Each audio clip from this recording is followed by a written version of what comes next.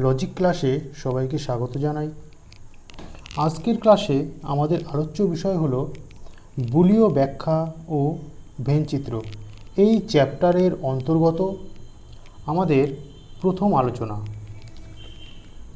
তো আমরা আগেই জেনে নেব যে এই যে বুলীয় ব্যাখ্যা ও ভেনচিত্র, এই যে চ্যাপ্টার, এটি আধুনিক যুক্তিবিজ্ঞানের অন্তর্গত।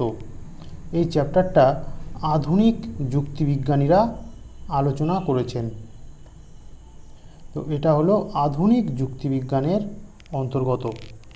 এবার আজকের ক্লাসে আমি নিজের মতোভাবে এমন সহজভাবে বোঝাবো যাতে সহজেই সবাই বুঝতে পারবে যে এই বুলীয় ব্যাখ্যা কী, ভেনচিত্র কী। তাহলে শুরু করা যাক। তো আমরা এখনও পর্যন্ত যতগুলো ক্লাস করেছি, সেই বচন থেকে শুরু করে বা তার আগে যুক্তি থেকে শুরু করে আবর্তন, বিবর্তন, নিরপেক্ষ ন্যায়, এইসব প্রত্যেকটা ক্ষেত্রে আমরা দেখেছি যে নিরপেক্ষ বচন হলো 4টি।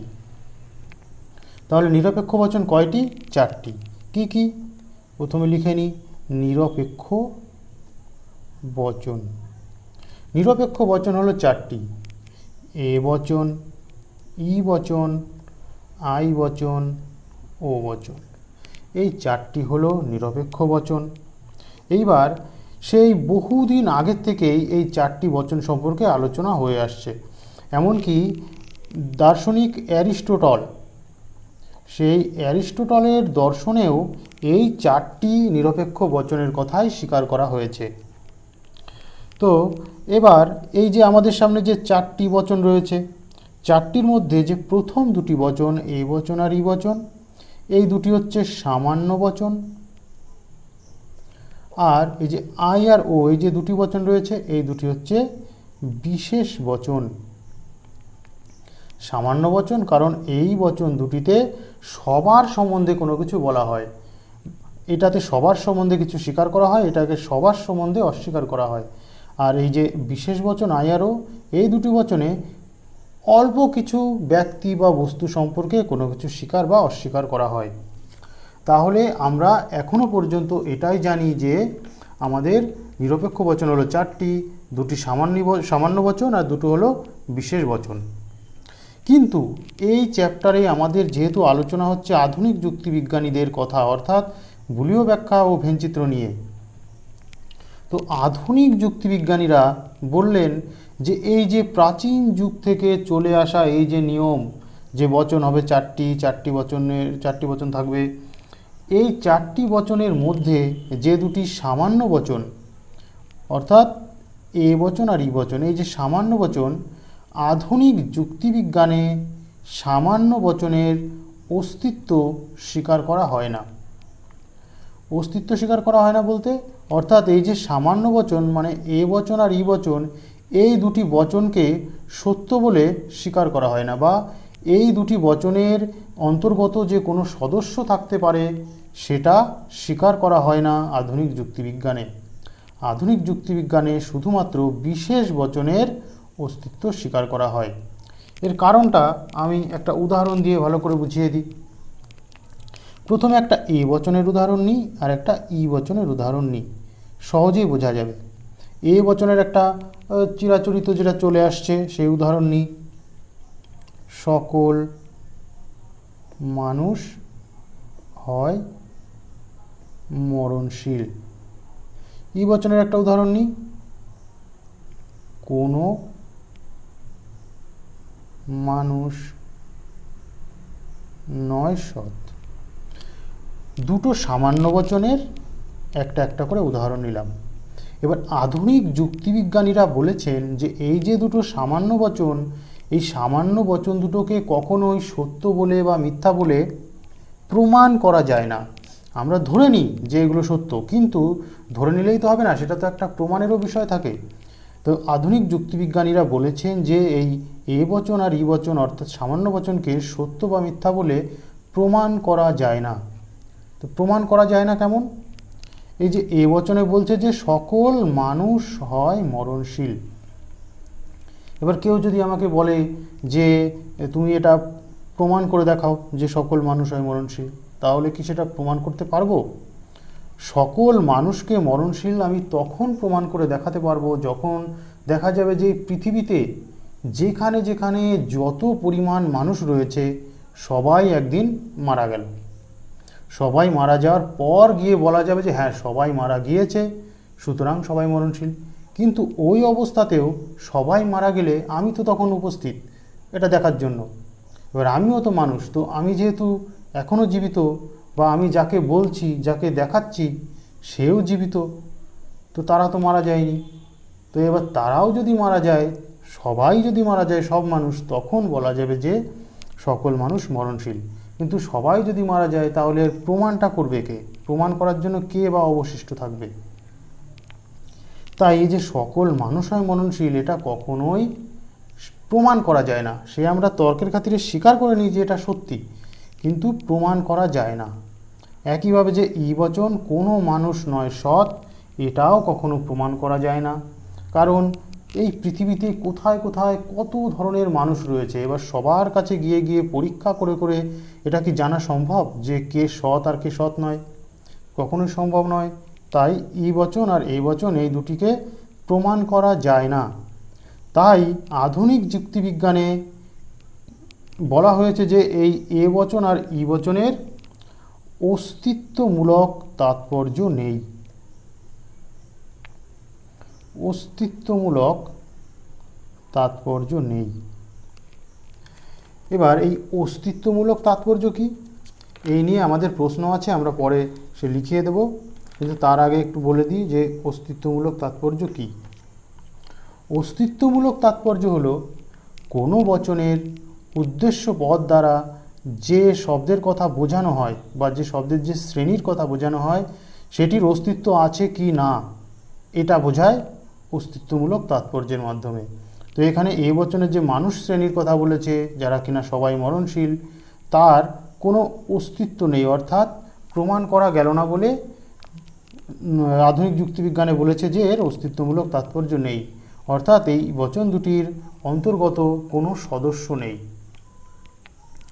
কিন্তু তারা বলেছেন যে এই বিশেষ বচনের অস্তিত্বমূলক তাৎপর্য আছে। তো বিশেষ বচনের একটা করে উদাহরণ নিয়ে আমরা ভালো করে দেখে নিই। বিশেষ বচনের উদাহরণ কি? কোনো কোনো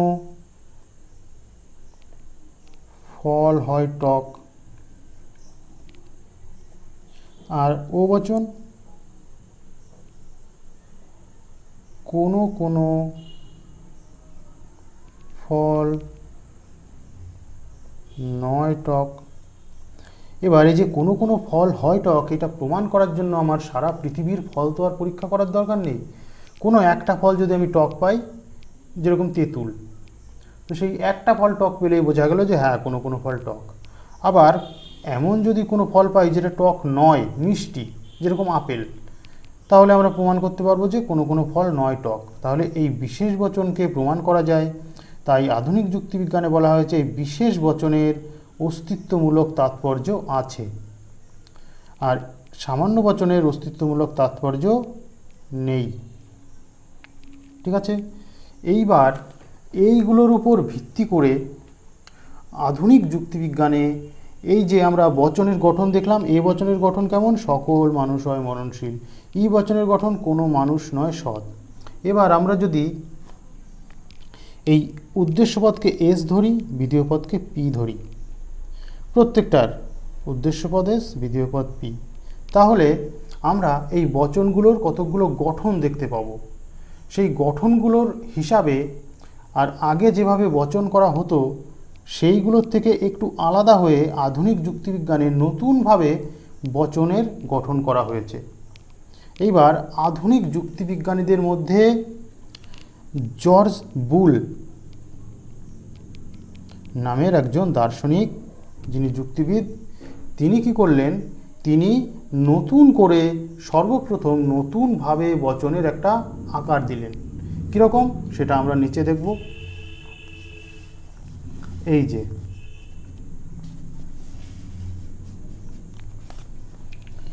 আচ্ছা, এখানে দেওয়া আছে যে অ্যারিস্টটল দার্শনিক, তিনি বচনগুলির কেমন একটি আকার দিয়েছিলেন। এ বচন দিয়েছিলেন সকল এস হয় পি, ই বচন দিয়েছিলেন কোনো এস নয় পি, আই বচন দিয়েছিলেন কোনো কোনো এস হয় পি, ও বচন কোনো কোনো এস নয় পি। এই এস পি কোথায় কোথায় পেলাম? এস আর পি হচ্ছে উদ্দেশ্য আর বিধেয়। এবার জর্জ বুল কি বললেন, এইগুলো দেখতে হবে না, আগে এইগুলো পরে, আমরা আগে এইগুলো শিখে নেব। জর্জ বুল কি বললেন যে এইভাবে এ বচনের ই বচনের গঠন তো আমরা অনেক শিখেছি, তো এবার আমরা নতুনভাবে বচনগুলোর গঠন শিখব। তো এ বচনের গঠন কেমন হবে? এস পি বার সমান সমান 0, অর্থাৎ S P bar equal to 0। এই যে পি এর মাথায় একটা দাগ, একে বলে বার, আর যে সমান সমান মানে ইকুয়াল টু, এটা হচ্ছে 0 মানে 0। 0 সমান সমান 0 কেন? কারণ ওই যে একটু আগে বললাম এ বচন আর ই বচনের অস্তিত্বমূলক তাৎপর্য নেই, এই দুটোকে প্রমাণ করা যায় না। তাই জর্জ বুল আধুনিক যুক্তিবিজ্ঞানী তিনি বললেন যে এ বচন সমান, এ বচনে কী হবে? এস পি বার সমান সমান 0, অর্থাৎ এ বচন আর ই বচন এই দুটো যে সমান সমান 0, অর্থাৎ এই দুটো 0, এর কোনো অর্থ নেই। তাহলে এ বচনের কি গঠন দিলেন? S P bar equal to 0। E বচনের গঠন দিলেন S P equal to 0। I বচনের গঠন S P not equal to 0। আর ও বচন S P bar not equals to 0, অর্থাৎ আই বচন আর ই বচন এগুলো 0 নয়, নট ইকুয়ালস টু, অর্থাৎ এদের সদস্য রয়েছে বা এদের অস্তিত্ব রয়েছে। তো এইটুকু আপাতত বাদ, এইটুকু আমরা পরে শিখব যখন একটা মাত্র পদ থাকবে সেই ক্ষেত্রে। এইগুলো তখন সম্ভব যখন কোনো বচনে দুটো পদ রয়েছে, উদ্দেশ্য পদ বিধেয় পদ। এই সমস্ত বচনে যেমন দুটো পদ রয়েছে, উদ্দেশ্য বিধেয় উদ্দেশ্য বিধেয় উদ্দেশ্য বিধেয়, সেরকম দুটো পদ নিয়ে আমরা বচনগুলো শিখলাম, বচনের আকার শিখলাম। এইবার জর্জ বুল এই নিয়মগুলো তৈরি করলেন। জর্জ বুলের সূত্র তৈরি করার পরেই আর একজন আধুনিক দার্শনিক বা আধুনিক যুক্তিবিদ, তার নাম হচ্ছে জন ভেন। জন ভেন কি করলেন? তিনিও চেষ্টা করলেন যে নতুনভাবে বচনের ব্যাখ্যা দিতে বা নতুনভাবে বচনের গঠন তৈরি করতে। তো তিনি প্রথমে কি করলেন? তিনি প্রথমে কতগুলো বৃত্তের মাধ্যমে, এখানে জর্জ বুল যেরকম এসপির মাধ্যমে বচন বুঝিয়েছিলেন, জন ভেন কী করলেন? কতগুলো বৃত্তের মাধ্যমে বচনকে বোঝানোর চেষ্টা করলেন। তিনি সর্বপ্রথম এইরকম একটা বৃত্ত অঙ্কন করলেন। এই বৃত্তটির নাম দিলেন এস, অর্থাৎ এটি হচ্ছে উদ্দেশ্য পদ বা পক্ষপদ।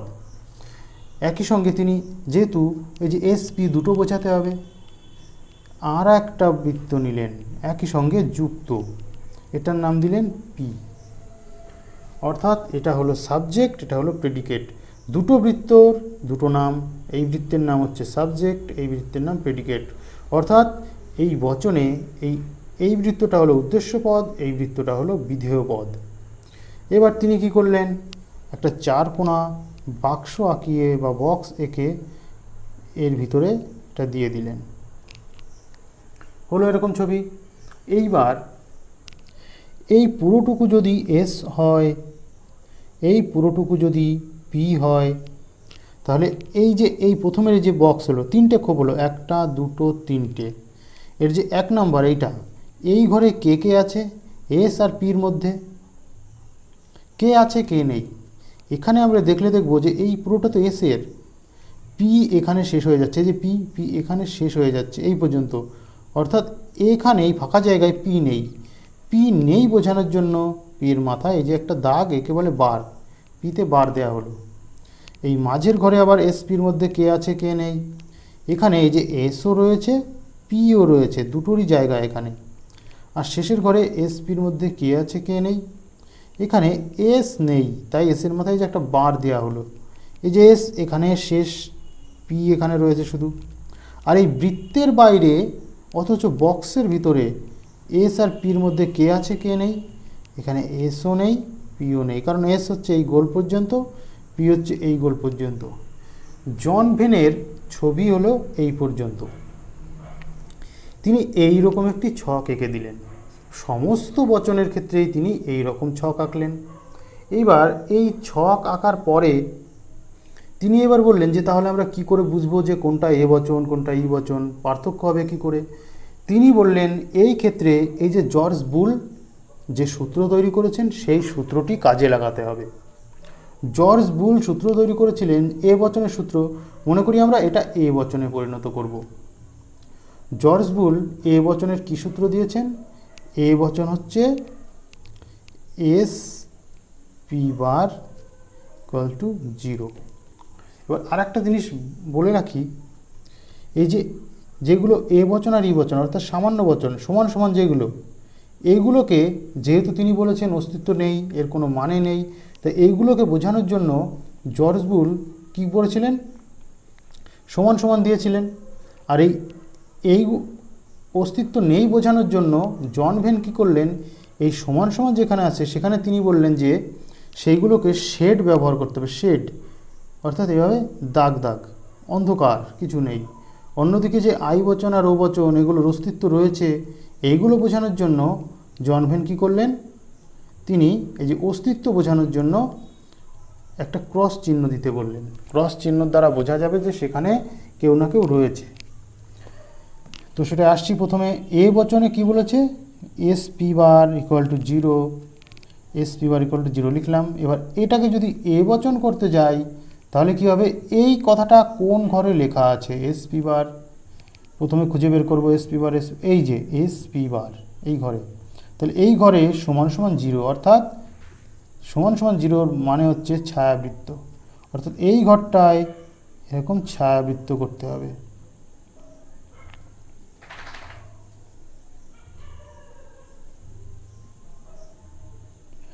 যদি এটা বিশেষ বচন হতো তাহলে এখানে এই যে একটা এরকম ক্রস দিতাম। সামান্য বচনের জন্য এই যে দাগ দাগ লিখে দিই সামান্য বচন, আর এটা হচ্ছে বিশেষ, বিশেষ বচনের জন্য ক্রস। ঠিক আছে, তাহলে এটা হলো এ বচনের ছবি। এবার যদি আমরা ই বচন আঁকতে চাই কী হবে? একইভাবে দুটো বৃত্ত নেব, বক্স আঁকবো, এটা এস, এটা পি, এখানে এস পির মধ্যে পি নেই, এখানে এস পি দুটো আছে, এখানে এস নেই, পি আছে, এস বার পি বার। ই বচন আঁকবো। ই বচনে কী হবে ছবি? ই বচন হচ্ছে এই যে এখানে দেখে নেব S P equal to 0, George বুলের নিয়ম। S P equal to 0, S P কোথায় আছে খুঁজবো, এই যে এস পি মাঝখানে, ইকুয়াল টু 0 অর্থাৎ সমান সমান, তাই সামান্য বচন, সামান্য বচন মানেই ছায়াবৃত্ত। এইবার আই বচন আঁকবো। আই বচনের ক্ষেত্রেও একই নিয়ম, দুটো বৃত্ত, বক্স, এইটা এস, এইটা পি, এখানে এস পি নেই, এস পি, এস বার পি, এখানে এস বার পি বার। এবার আই বচন আঁকবো। এটাকে আই বচনের কি গঠন? এই যে S P not equal to 0, এই যে আই বচন S P not equal to 0। এবার এই এস পি কোথায় আছে? এই ঘরের মধ্যে, এই যে মাঝখানে। এবার এই ঘরে কী হবে? এই যে নট ইকুয়াল টু 0 বলেছে, আর নট ইকুয়াল টু মানে বিশেষ বচন, এই যে বিশেষ বচনের চিহ্ন হচ্ছে ক্রস, এই ঘরে যে কোনো জায়গায় একটা ক্রস বসাতে হবে, হয়ে গেল আই বচন। আর ও বচন কেমন আঁকাতে হবে? সেই দুটো বৃত্ত নিলাম,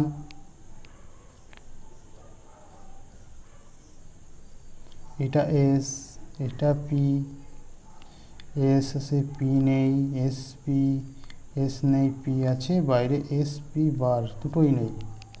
এবার ও বচনের গঠন কেমন? এই যে বুলীয়, এই যে এইগুলোকে বলে বুলীয় লিপি বলে, বা বুলীয় ভাষ্য বলে, বুলীয় রূপ বলে। তাহলে এর বুলীয় লিপি কি? এস পি বার ও বচন not equal to 0। S P বার কোথায় আছে? এই যে সামনে S P bar not equal to 0 অর্থাৎ একটা ক্রস, এই ঘরের যে কোনো জায়গায় একটা ক্রস দিতে হবে। তাহলে জর্জ বুল যে বচনের আকারগুলোকে দিলেন, এগুলোকে যেহেতু বুল এই নিয়মগুলো দিয়েছেন তাই একে বলে বুলীয়। এবার বুলীয় লিপি বলে, বুলীয় ভাষ্য বলে, বুলীয় রূপ বলে, ঠিক আছে, এভাবে অনেকগুলো নাম আছে। বা বুলীয় ব্যাখ্যা বলে, যে কোনো একটা নাম দেওয়া যেতে পারে। তাহলে আজকের ক্লাস এই পর্যন্তই। ধন্যবাদ।